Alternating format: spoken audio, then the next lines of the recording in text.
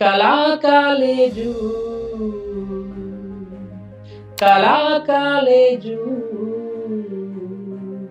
ಅಕ್ಷರ ಜೊತೆಗೆ ಬದುಕನು ಕಲಿಸೋ ಜೀವನ ಕಾಲೇಜು.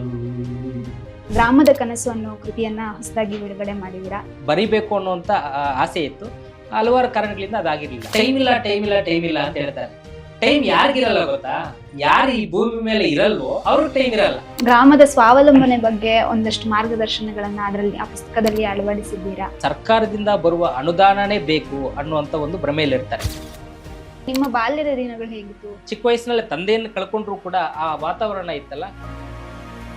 ಸಾಹಿತ್ಯದಲ್ಲಿ ಹೆಂಗೆ ಆಸಕ್ತಿ ನಿಮ್ಗೆ ಮೂಡಿದ್ದು?